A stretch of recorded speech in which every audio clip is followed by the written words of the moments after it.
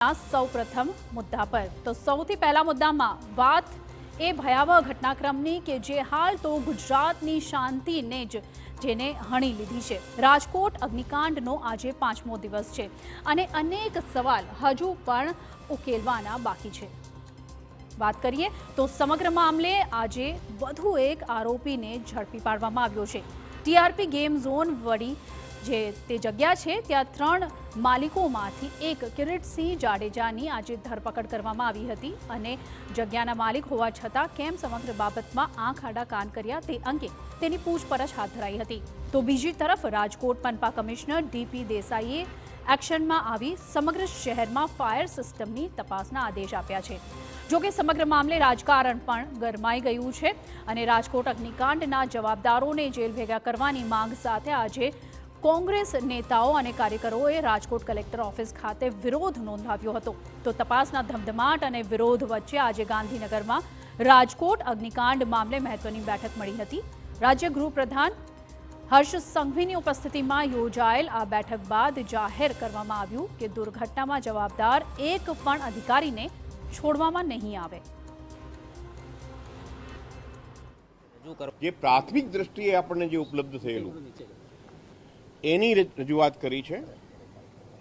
વિગતવાર corporation, fire department, police,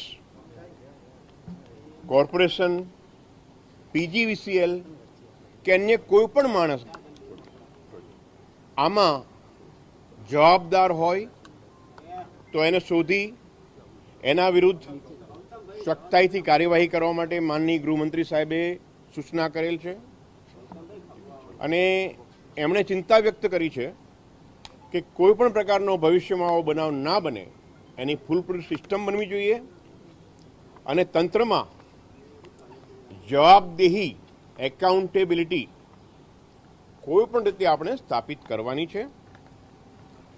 એટલે આમાં જે કોઈ લેવલના અધિકારી કે કોઈ પદાધિકારી કે કોઈ પણ વ્યક્તિ હશે એ તમામની પૂછપરછ કરવામાં આવશે। તો રાજકોટ અગ્નિકાંડને લઈને સૌથી મહત્વના સમાચાર એ સામે આવ્યા છે કે સંબંધિત તમામ અધિકારીઓને ડીજી ઓફિસનું તેડું મોકલવામાં આવ્યું છે। એટલે કે રાજકોટની દુર્ઘટના બાદ સસ્પેન્ડ થયેલા 7 અધિકારીઓને બોલાવીને ગુરુવારે તેમની પૂછપરછ કરવામાં આવી શકે છે। ઉલ્લેખનીય છે કે TV9એ સમગ્ર ઘટનાની તપાસ કરી રહેલ એસઆઈટીને પણ સીધા સવાલ પૂછ્યા હતા કે શું આઈએએસ અને આઈપીએસ અધિકારીઓની બદલી કરીને જ સરકાર સંતોષ માનશે। ત્યારે આ ઘટના અંગે એસઆઈટીનો જવાબ પણ સામે આવી ગયો છે। આ વખતે જવાબદાર કોઈ પણ અધિકારીને છોડવામાં નહીં આવે, પછી તે આઈપીએસ કે આઈએએસ કક્ષાના જ કેમ ના હોય। બધા જ આઈએએસ કે આઈપીએસ અધિકારીને બોલાવીને પૂછપરછ કરવા માટે